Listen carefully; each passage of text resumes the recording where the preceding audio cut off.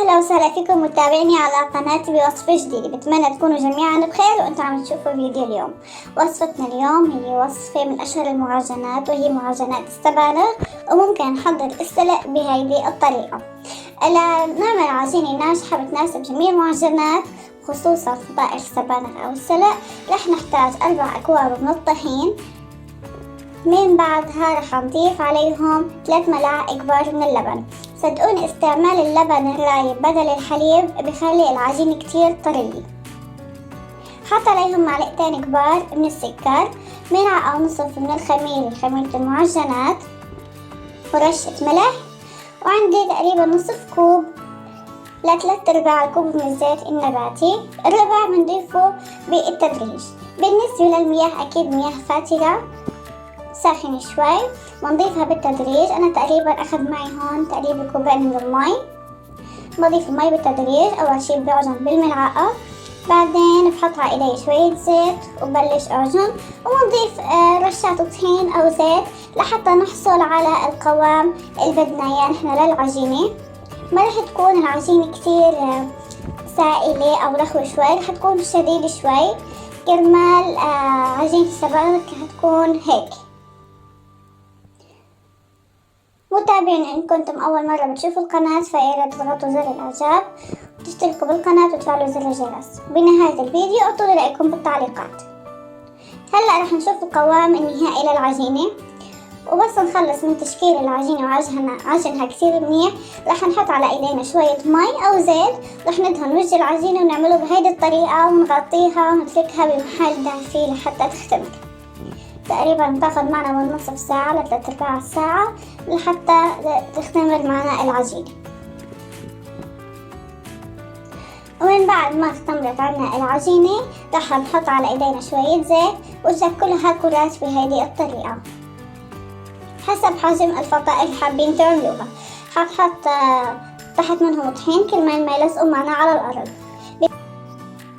وبالنسبة لحشوة السبانخ أو السلق رح نعمله اليوم بطريقة مميزة. رح أحط زيت زيتون على النار، حط عليه بصل جوانح. ممكن نستعمل البصل الأخضر بدل البصل اليابس بيطلع طعمه كتير طيب. أنا هون عندي 2 حبيت أحط من 2. بترك بصلة تدبل وحط فوق منها بصل الأخضر. وأكيد عندي السبانخ أو السلق مفروم وناعم ومغسول عفوا. ما شرط يكون الفرم ناعم لأنه هيدا الشي رح يدوب معنا. هقلبهم شوي شوي لحتى يدوب معنا السلق أو السبانخ. أنا هون عم بعمل سلق الفطائر. هضيف عليهم ملعقة كبيرة من دبس الفليفلة. ممكن نحط فليفل رش. أكيد رح نحط عليهم ملح حسب الرغبة، وحنحط عليهم عصير حامض. أنا هون حطيت عصير حامضة وحدة، وححط عليهم دبس رمان. أنا بحب يكون دبس الرمان أكتر من الليمون الحامض. وهلأ حنقلبهم مع بعض وحنغطيهم ونتركهم على نار هادية لحتى تنشف ميتهم ولحتى يستوى معنا السلق أو السبانخ. رح يكون عنا بهيدا الشكل. وهلأ رح نبلش تشكيل العجينة. لتشكيل العجينة قلنا لازم نستخدم الطحين فقط بدون زيت. حرش الطحين على المكان اللي حأعمل فيه العجينة، وححط الطحين على الشوبك، وحأفرد العجينة بشكل دائري لحتى أحصل على الحجم اللي أنا بدي إياه.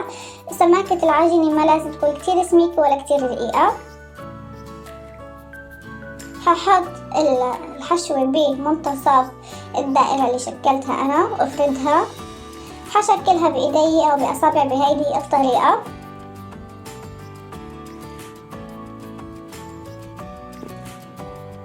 بهذا الوقت نحن بيكون عنا الفرن حامي من فوق ومن تحت. مجرد ما نحط الصينية بالفرن حنطفيه من فوق ونتركه بس من تحت. مجرد ما نحس انه الفطيرة استوت شوي من تحت حنشغل الفرن من فوق لتحت تاخد لون احمر خفيف ونطلعها من الفرن. وهذه هي طريقة عمل الفطاير، ورح تكون فطائر ناجحة وطرية وبعجينة كتير لذيذة. ممكن تستعملها لجميع أنواع المعجنات. بالنسبة للصينية ممكن ندهنها دهنة خفيفة جدا بالزيت، وإذا كان عندك نوعية الصينية منيحة وما بتلزق فما تدهنيها أبدا. بتمنى يكون هذا الفيديو عجبكم، وألف صحتين وهنا سلفا. اعطوني رأيكم بالتعليقات، ولا تنسوا زر الإعجاب والاشتراك بالقناة مع تفعيل زر الجرس. بأمان الله وإلى اللقاء.